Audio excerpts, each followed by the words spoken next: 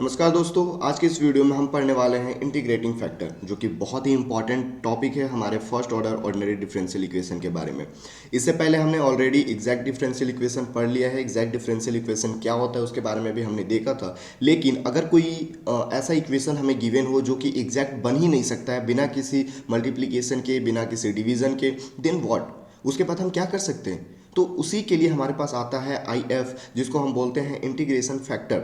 Integration factor basically वो होता है, मान लो सपोज हमारे पास कोई इक्वेशन दिया है और ये इक्वेशन क्या है, एग्जैक्ट नहीं है, ये एग्जैक्ट इक्वेशन नहीं है।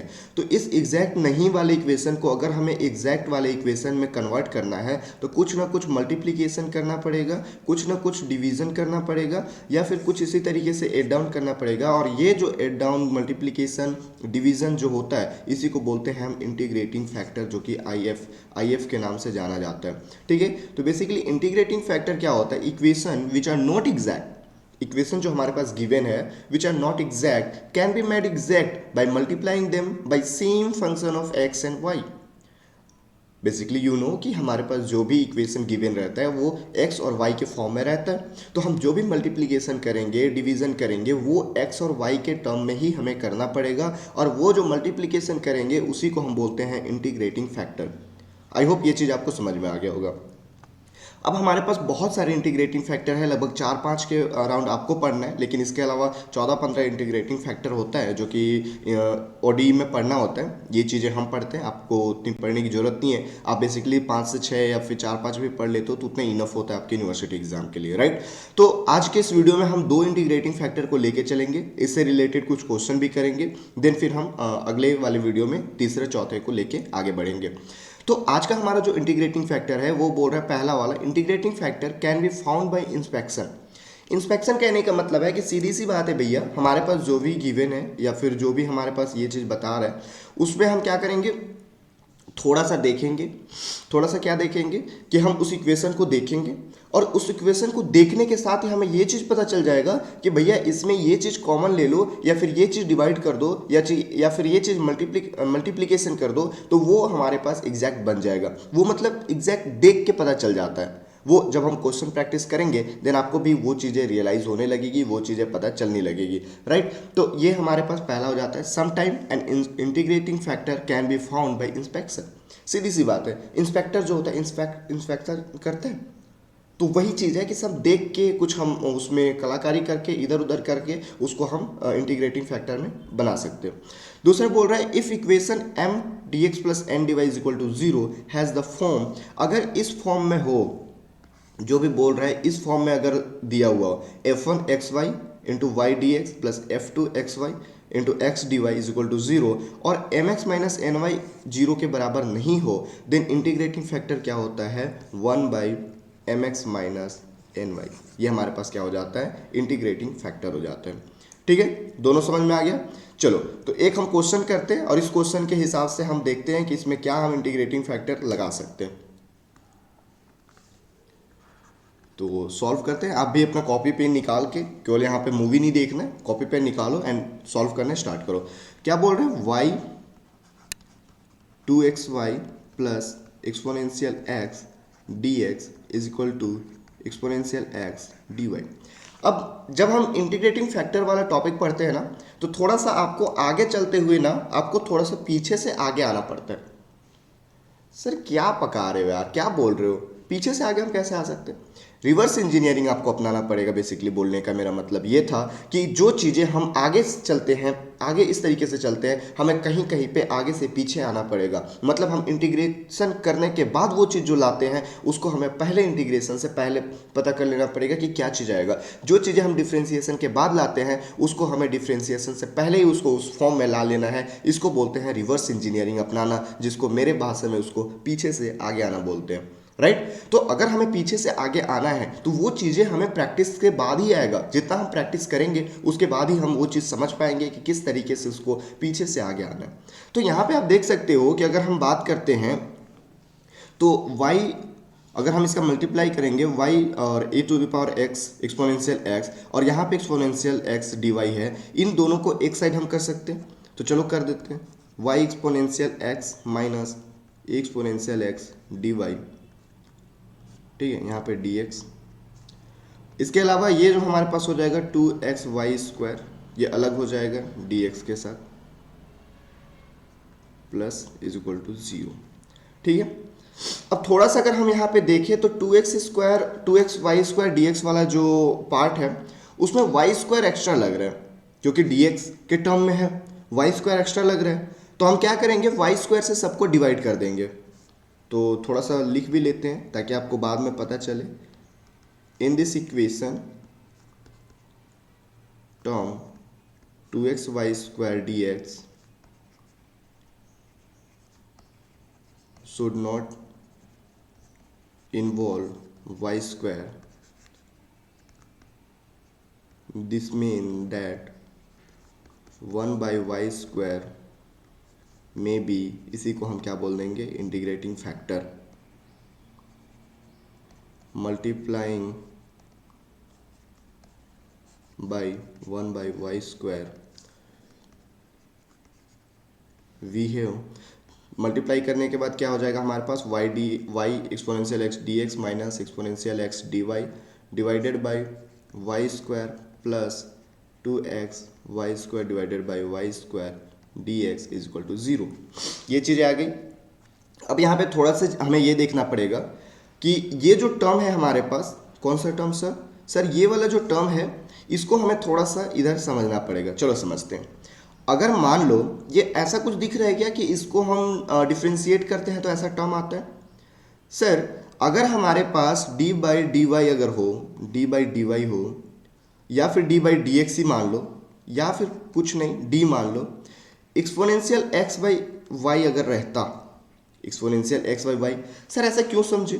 क्योंकि हम इसको इसलिए सॉल्व करते हैं, पहला function differentiation of second function minus first ये नोमिनेटर और डिनोमिनेटर वाला को हम टर्म लेते हैं y exponential x minus exponential x, और यहाँ पे हो जाएगा ये x के टर्म में लिए तो x हो जाएगा, और यहाँ पे dy के टर्म में लिए और ये जो डिनोमिनेटर है उसका स्क्वायर कर देते हैं। तो ये हमारे पास आता है। इसको अगर हम डिफ्रेंशिएट करते हैं तो मतलब क्या हम बोल सकते हैं कि ये वाला जो टर्म है, ये वाला जो टर्म हमने यहाँ पे लिखा है सबसे पहले, इसको हम क्या चाहिए यहाँ पे डिवाइड करके इस तरीके से फॉर्मूलाज में लगा सकते हैं क्या, d exponential x by Y plus यहाँ पे 2x dx is equal to 0।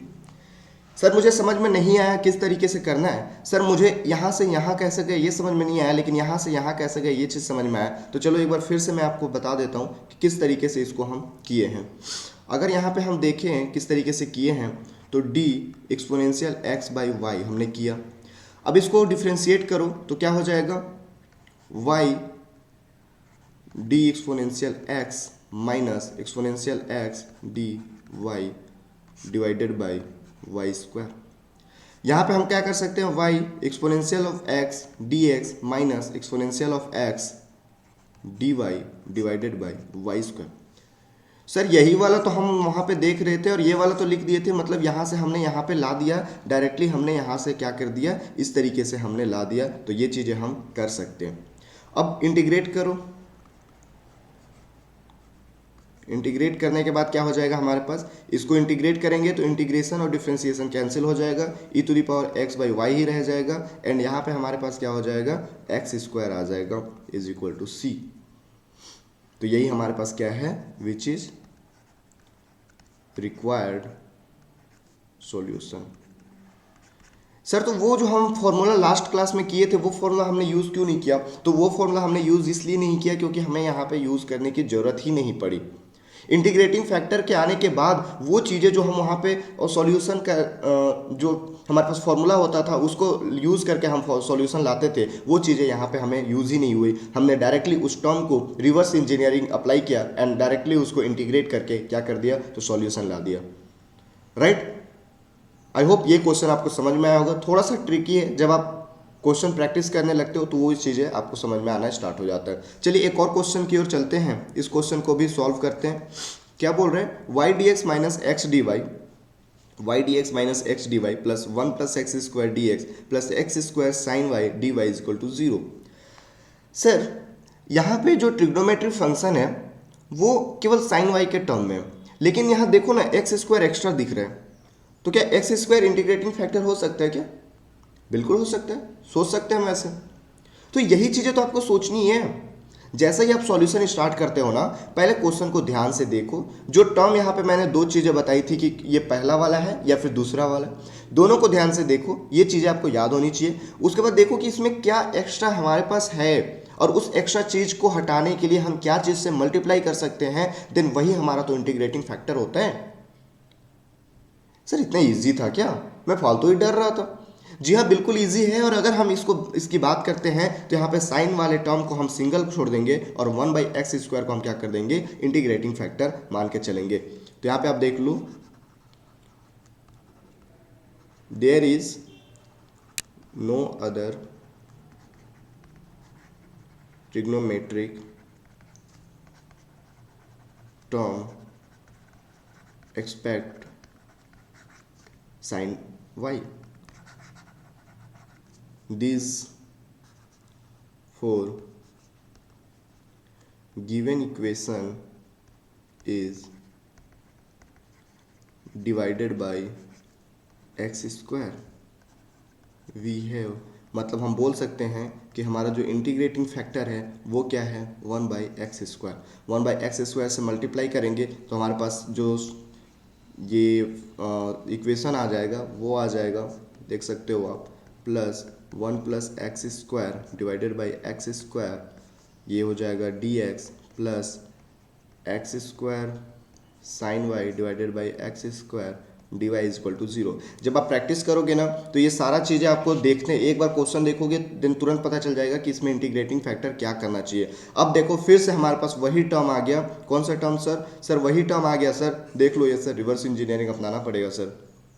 इसको फिर से हम देखते हैं, क्या हम इसको क्या लिख सकते हैं, y/x लिख सकते हैं क्या? सर देख लो, मुझे तो समझ नहीं आ रहा है, आपको अगर लिख सकते हो तो लिख लो। चलो देखते हैं। इसको अगर हम डिफ्रेंशिएट करेंगे तो ये हमारे पास हो जाएगा x, 1 सेकेंड, x dy हो जाएगा माइनस, फिर ये हमारे पास y dx हो जाएगा डिवाइडेड बाई x²। सर ऐसा ही तो दिख रहा है लेकिन साइन का इशू आ रहा है सर। तो ठीक है भैया, साइन का इशू आ रहा है तो हम यहाँ से माइनस साइन कॉमन कर लेते हैं, y dx minus x dy divided by x²। हाँ सर, अब सेम दिखने लगा, ये और ये सेम है, मतलब हम यहाँ पे बोल सकते हैं कि ये चीज़ें हमें यहाँ पे माइनस लगाना पड़ेगा। मतलब ये डायरेक्टली हम क्या बोल सकते हैं कि अगर हमें इसको आगे सॉल्व करना है तो ये चीज़ें हमें जो डिफ्रेंसिएशन के टर्म में लाना था वो डिफ्रेंसिएशन के टर्म में हमारा क्या आ जाएगा, डिफ्रेंसिएशन के टर्म में हमारे पास आ जाएगा d माइनस y/x प्लस, यहाँ पे अगर हम देखें तो 1/x² आ जाएगा प्लस 1 आ जाएगा, ये dx हो जाएगा प्लस यहाँ पे साइन y dy हो जाएगा = 0। इंटीग्रेट कर देंगे,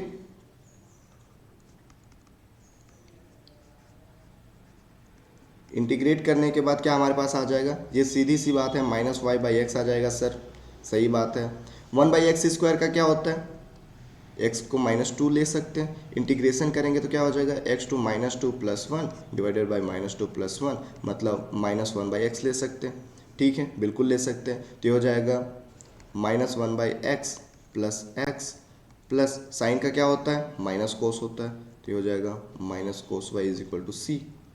ठीक है, आपको अगर इंटीग्रेशन अच्छे से आ रहा है, डिफरेंशिएशन का सारा टर्म अगर क्लियर है तो बहुत ही इजी वे में आप ऑर्डिनरी डिफरेंशियल इक्वेशन पढ़ सकते हो। अगर आपको इंटीग्रेशन डिफरेंशिएशन में अगर प्रॉब्लम जा रही है तो प्लीज़ मैं आपको सजेस्ट करूंगा कि आप क्लास 11-12 का जाके एक बार पूरा जो भी इंटीग्रेशन वाला कैलकुलस वाला पोर्शन है वो एक बार कंप्लीट करके आइए, क्योंकि उसके बिना फिर यहाँ पर दिक्कत हो जाएगा। चलो इसको सिंप्लीफाई कर देते हैं, तो ये हमारे पास x² लिख सकते हैं इसको, ये हो जाएगा -y -1 minus x cos y = xc। तो ये हमारे पास क्या हो गया, ये हमारे पास सॉल्यूशन हो गया। देखा, बहुत ही इजी तरीके से, मतलब अगर हमारे पास इंटीग्रेटिंग फैक्टर आ जाता है, जैसे ही इंटीग्रेटिंग फैक्टर आता है तो कितने अच्छी तरीके से हम वहाँ पे बस एक हमारे पास इंटीग्रेटिंग फैक्टर फाइंड करना है, जो कि क्वेश्चन को देखने के बाद समझ में आ जाता है, उससे मल्टीप्लाई करना है, देन इंटीग्रेट करके हम ये चीज़ ला सकते हैं। चलिए एक और क्वेश्चन करते हैं, इस क्वेश्चन को देखते हैं कि ये क्वेश्चन किस तरीके से सॉल्व होगा। अब देखो, ये थोड़ा सा आपको फर्स्ट टाइप के नहीं देख रहा होगा, मतलब अगर हम बात करते हैं 1 + xy y dx plus 1 minus X Y X D Y is equal to 0। अगर इंटीग्रेटिंग फैक्टर जो मैंने आपको दूसरा बताया था, ये दूसरे वाले के टाइप दिख रहा है, f1 X Y into Y multiply है, डी एक्स के साथ में क्या मल्टीप्लाई है, y, और डी वाई के साथ में x, तो यहाँ भी तो है डी एक्स के साथ में y और डी वाई के साथ में x। ठीक है, तो हम इसको क्या कर सकते हैं, यहां से M D X plus N D Y is equal to 0, इन दोनों को क्या कर सकते हैं, कंपेयर कर सकते हैं। क्या कर सकते हैं, compare first and second. Compare करेंगे तो m का वैल्यू हमारे पास आ जाएगा 1 plus X Y into Y, और n का वैल्यू आ जाएगा 1 minus X Y into x.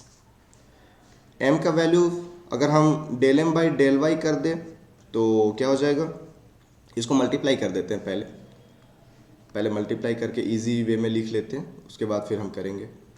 तो मल्टीप्लाई करेंगे तो हमारे पास y plus X Y square आ जाएगा। यहाँ से अगर हम n की वैल्यू देखते हैं तो x minus X square Y आ जाएगा। Del M by del Y अगर हम निकालते हैं तो ये हमारे पास हो जाएगा 1 प्लस 2xy। अगर इसी तरीके से del N by del X निकालते हैं तो ये हमारे पास हो जाएगा 1 माइनस 2xy। यहाँ पे देख सकते हो कि del M by del Y is not equal to del N by del X. तो भैया ये क्या है, एग्जैक्ट नहीं है, एग्जैक्ट नहीं है। जब एग्जैक्ट नहीं है तो अब हमें क्या करना पड़ेगा, इसको एग्जैक्ट बनाना पड़ेगा। एग्जैक्ट बनाना पड़ेगा तो मैंने आपको सेकंड वाले में क्या बोला था, सेकंड वाले में यही बोला था कि इंटीग्रेटिंग फैक्टर जो है 1 by M X minus N Y होता है। ठीक है, इंटीग्रेटिंग फैक्टर क्या बताया था मैंने कि इंटीग्रेटिंग फैक्टर की अगर बात करते हैं तो वो होता है 1 by M X minus N Y. M X minus N Y निकालते हैं तो ये हमारे पास हो जाएगा, क्या हो जाएगा, एम का वैल्यू क्या है, Y plus X Y square, Y plus X Y square, X का मल्टीप्लाई किए इसलिए ऐसा हो गया। एन वाई की वैल्यू क्या है हमारे पास, X minus X square Y, X minus X square Y. ठीक है, यहाँ से आप देख सकते हो कि ये एक्स वाई कैंसिल हो गया तो बचा हमारे पास 1 by 2x square Y square. यही हमारे पास क्या हो गया, ये हमारे पास इंटीग्रेटिंग फैक्टर हो गया। इंटीग्रेटिंग फैक्टर हो गया तो हम क्या कर सकते हैं, डिवाइड कर सकते हैं सबको, किससे, इंटीग्रेटिंग फैक्टर से। किसको डिवाइड कर सकते हैं, ये वाले इक्वेशन को डिवाइड कर सकते हैं, फर्स्ट इक्वेशन को। तो फर्स्ट इक्वेशन को डिवाइड करेंगे तो क्या हो जाएगा, y plus X Y square divided by 2x square Y square, ये किसके साथ है, dx के साथ है, plus x minus X square Y जो है इसको हम 2x स्क्वायर वाई स्क्वायर। अगर कहीं पे समझ नहीं आ रहा है तो आप बताना। ठीक है, वैसे तो बहुत इजी है, ये चीज़ें बस मल्टीप्लिकेशन वगैरह करते जा रहे हैं स्टेप, ये तो आप खुद भी कर सकते हो। अब देखो दोनों को अलग अलग कर देते हैं, y by 2x square Y square plus X Y square 2x square Y square.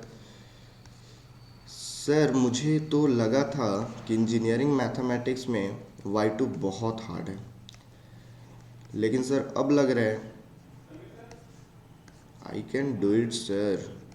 बिल्कुल बहुत ही ईजी है, ज़्यादा हार्ड नहीं है। तो ये हमारे पास 2x स्क्वायर वाई हो जाएगा, प्लस यहाँ से काट दो तो 1 बाई 2x हो जाएगा ये dx के साथ, प्लस यहाँ से अगर हम देखें तो 1 बाई 2x वाई स्क्वायर हो जाएगा, माइनस 1 बाई 2y हो जाएगा। ठीक है, dy इज इक्वल टू 0। ठीक है, अब यहाँ से क्या करो यहाँ से क्या करो, अब क्या कर सकते हैं, एम डी एक्स, इसको इक्वेशन नंबर सेकेंड मान लो और एक बार फिर कंपेयर करते हैं, क्योंकि जब हम लास्ट टाइम कंपेयर किए थे तो हमारे पास एग्जैक्ट नहीं आया था। हमारा मेन मोटो क्या था, इंटीग्रेटिंग फैक्टर से मल्टीप्लाई करने का मेन उद्देश्य हमारा जो था वो था इसको एग्जैक्ट बनाने का। तो एग्जैक्ट हम एक बार चेक कर लेते हैं, अब एग्जैक्ट वैसे हो गया होगा लेकिन हम एक बार चेक कर लेते हैं कि एग्जैक्ट है कि नहीं है। तो यहाँ से m का जो वैल्यू है वो आ गया 1 by 2x square Y plus 1 by 2x, और n का जो वैल्यू है वो आ गया 1 by 2x Y square minus 1 by 2y। तो del M by del Y अगर हम निकालते हैं तो क्या आ जाएगा, del M by del Y अगर निकालते हैं तो ये सेकेंड वाला टर्म तो कांस्टेंट है, ये वाले टर्म को अगर हम देखते हैं तो माइनस 1 बाई 2x स्क्वायर आ जाएगा, 2x square Y square -1/2x² y²। Sir अगर इंटीग्रेशन डिफ्रेंसिएशन नहीं आ रहा होगा तो प्लीज़ आप एक बार जाके क्लास 12th वाला देख लेंगे, क्योंकि अभी यहाँ पे अगर मैं इंटीग्रेशन डिफ्रेंसिएशन बताने लगूँ तो वो चीज़ें दूसरों के लिए दिक्कत हो जाएगी। ठीक है, यहाँ पे ये वाला टर्म कांस्टेंट हो जाएगा, ये वाले टर्म को हम लेके चलेंगे तो ये -2x² y²। सर बहुत ही खुशी हुआ देख के सर कि हमारे पास एग्जैक्ट डिफरेंशियल इक्वेशन आ गया। dm/dy जो है is equal to dl/dx, hence this given equation is exact differential equation. जब एग्जैक्ट डिफरेंशियल इक्वेशन आ गया तो अब हमारे पास बारी हुई नाउ सॉल्यूशन की। सॉल्यूशन का फॉर्मूला क्या है? इंटीग्रेशन m/dx, y कांस्टेंट रहेगा, plus integration term of n not containing x। Sir आप बहुत बुरे हो।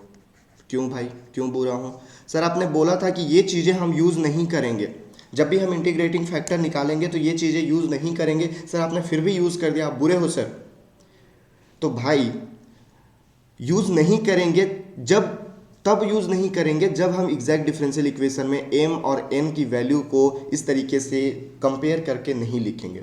जैसे ही हम कंपेयर करना स्टार्ट कर देते हैं, उसको exact differential equation and non exact differential equation check करना स्टार्ट कर देते हैं, देन हमारे पास यही एक फॉर्मूला होता है जिससे बेसिस पे हम क्या कर सकते हैं, आगे इसको सॉल्व कर सकते हैं। अच्छा सर अभी समझ में आया। लास्ट वाले में हमने तो m और n देखा ही नहीं था, तो हमारे पास m और n था ही नहीं, इसलिए हम ये फार्मूला लगा नहीं सके। इस बार हमारे पास m और n का फॉर्मूला है, वैल्यू है, तो हम फार्मूला में बैठा देंगे। बहुत बढ़िया, बहुत बढ़िया समझो आप। m का वैल्यू जो हमारे पास है क्या है? 1/2x² y, 1/2x² y plus 1/2x plus 1/2x, इसको x के टर्म में इंटीग्रेट करेंगे। n का वो वैल्यू जिसमें x ना हो तो -1/2y, -1/2y dy is equal to 0। Integrate कर दो तो यहाँ पे x, ये 1/y वाला टर्म क्या है? ये हमारे पास 1/2y कांस्टेंट है, ये हो जाएगा -1/x हो जाएगा इसका इंटीग्रेशन। सेम इसी तरीके से प्लस 1/2 log x हो जाएगा, प्लस यहाँ पे अगर हम इसकी बात करते हैं तो ये हो जाएगा -1/2 log y is equal to c। ठीक है, तो हम यहाँ से क्या कर सकते हैं, 1/2 को अलग हट करके log, ये माइनस में है तो x/y कर सकते हैं। ठीक है, कर सकते हैं, बिल्कुल कर सकते हैं। 1/2 को कैंसिल यहाँ पे ला लो, फिर माइनस में 1/2xy इज इक्वल टू 0। ठीक है, तो ये हमारा क्या हो गया, फॉर्मूला हो गया, जो कि हम आंसर के रूप में जानते हैं। यही हमारे पास यही वैल्यू हमें पुट करना था, और ये वैल्यू पुट करने के बाद जो हमारे पास सॉल्यूशन आया वो ये रहा। तो आज हमने 3 क्वेश्चन किया। एग्जैक्ट डिफरेंशियल इक्वेशन जो हमारे पास था उसमें इंटीग्रेटिंग फैक्टर निकालने के बाद इंटीग्रेटिंग फैक्टर निकालने हम सीखे। इंटीग्रेटिंग फैक्टर निकालने के बाद हमने उसका IF 2 फार्मूला देखा, जो कि आपको 4 या 5 आपको पढ़ना है, ज़्यादा नहीं पढ़ना है आपके सिलेबस में। तो वो चीज़ें हमने 2 कंप्लीट कर लिया है। आगे आने वाले वीडियो में हम तीसरे और चौथे रूल के बारे में देखेंगे। वीडियो थोड़ा छोटा ही रखते हैं क्योंकि आपको भी एक साथ ये, क्योंकि बमबारी ज़्यादा हो जाती है ना मैथ के फॉर्मूला का, तो वो फिर प्रॉब्लम होती है। इसके अलावा आप BS ग्रेवाल बुक को प्रेफर करेंगे, और नोट्स मैं टेलीग्राम चैनल पे शेयर कर दूंगा, उसको आप दोबारा बनाना। इतना जितना मैं क्वेश्चन करा रहा हूँ बहुत ही इंपॉर्टेंट क्वेश्चन है। अगर आप बेसिकली CSVT यूनिवर्सिटी से हैं तो आप देख लेना, आपके जो भी क्वेश्चन पेपर आता है इन सेम का, उसमें ये क्वेश्चन रहेंगे ही रहेंगे इंपॉर्टेंट। सारे क्वेश्चन इंपॉर्टेंट है, प्रीवियस ईयर क्वेश्चन आए हुए क्वेश्चन है। एंड आई होप ये चीज़ें आपको समझ में आ रही होगी, जो भी मैं डिलीवर करना चाहता हूँ अपने नॉलेज के हिसाब से, अपने एक्सपीरियंस के हिसाब से। तो बताना कैसा लग रहा है वीडियो, एंड कमेंट करके बताना यार, उससे एनर्जी मिलती है और मेरी एनर्जी भी आगे वीडियो चला सकती है। अपने दोस्तों को भी शेयर करना। मिलते हैं नेक्स्ट वीडियो में, तब तक के लिए जय हिंद।